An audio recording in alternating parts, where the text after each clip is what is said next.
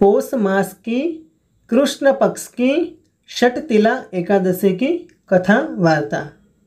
एक समय दालभ्य ऋषि ने पुलस्त्य ऋषि से पूछा कि हे महाराज, पृथ्वीलोक में मनुष्य ब्रह्म हत्यादि महान पाप करते हैं, पराया धन की चोरी, दूसरों की उन्नति देखकर ईर्ष्या करते हैं, साथ ही अनेक प्रकार के व्यसनों में फंसे रहते हैं, फिर भी उनको नरक प्राप्त नहीं होता। इसका क्या कारण है? वे न जाने कौन सा दान पुण्य करते हैं कि जिससे उनके पाप नष्ट हो जाते हैं। यह सब कृपापूर्वक आप कहिए। पुलस्त्य मुनि ने कहा, हे महाभाग, आपने मुझसे अत्यंत गंभीर प्रश्न पूछा है।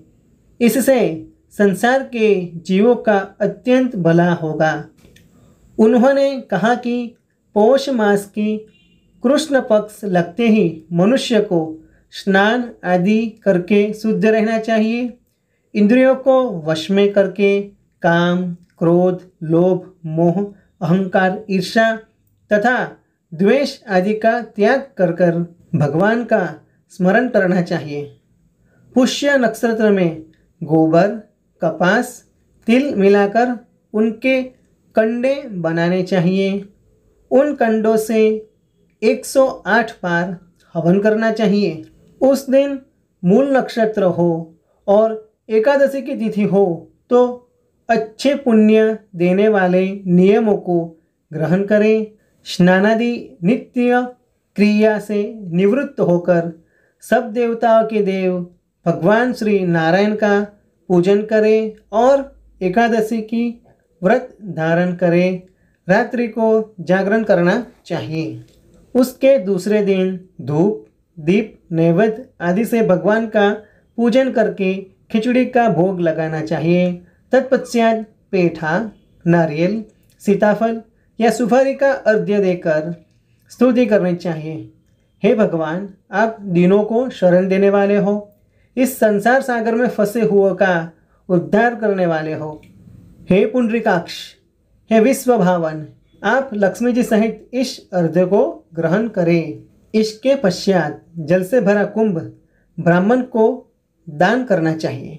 तिल का स्नान और तिल का भोजन दोनों ही श्रेष्ठ हैं।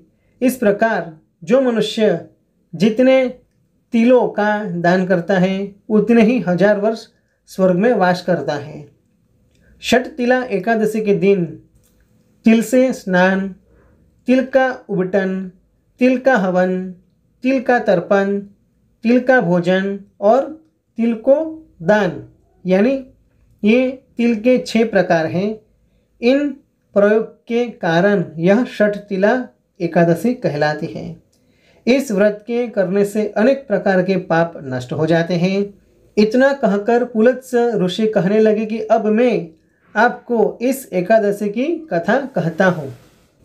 एक समय था, नारद जी ने भगवान विष्णु से यही प्रश्न किया था और भगवान ने जो षटतिला एकादशी का महत्व नारद जी को कहा था वो मैं आपको कहता हूँ। भगवान ने नारद जी से कहा कि हे नारद, ध्यान पूर्वक सुने। प्राचीन काल में मृत्युलोक में एक ब्राह्मणी रहती थी। वह सदैव व्रत किया करती थी। एक समय वह 1 मास तक व्रत करती रही। इससे उसका शरीर अत्यंत दुर्बल हो गया। वह अत्यंत बुद्धिमान थी, तथापि उसने कभी देवताओं या ब्राह्मणों को अन्न या धन का दान नहीं किया था। इससे मैंने सोचा कि ब्राह्मणी ने व्रत आदि से अपना शरीर शुद्ध कर लिया है, अब उसको विष्णु लोक तो मिलना ही चाहिए, परंतु उसने कभी अन्न या धन का दान नहीं किया था। इससे इसकी तृप्ति होना कठिन है। भगवान ने आगे कहा, ऐसा सोचकर मैंने भिक्षुक का वेश धारण किया और मृत्युलोक में उस ब्राह्मणी के पास गया और उससे मैंने भिक्षा मांगी।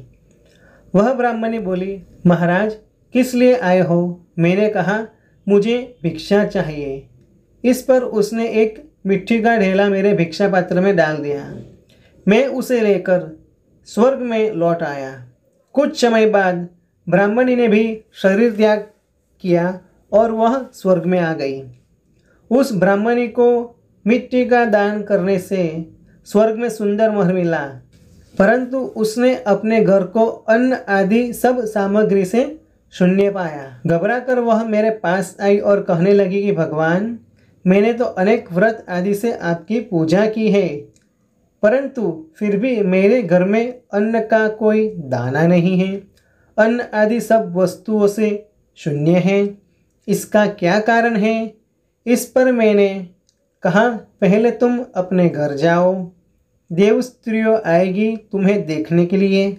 पहले उनसे षटतिला एकादशी का पुण्य और विधि सुन लो, तब द्वार खोलना। मेरे ऐसे वचन सुनकर वह अपने घर गई।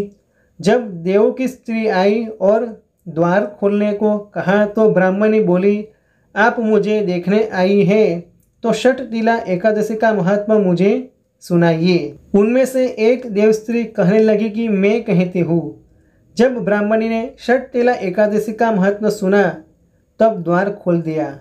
उस ब्राह्मणी ने उनके कथा अनुसार षटतिला एकादशी का व्रत किया। इसके प्रभाव से वह सुंदर और रूपवती हो गई तथा उसका घर अन्न आदि सामान समस्त सामग्रियों से भर गया। अतः मनुष्य को मूर्खता का त्याग कर कर षटतिला एकादशी का व्रत और लोभ न करके तिलादि का दान करना चाहिए। इससे दुर्भाग्य, दरिद्रता तथा अनेक प्रकार के कष्ट दूर होकर मोक्ष की प्राप्ति होती है। ह्रीं विष्णवे नमः। ह्रीं नमो नारायण।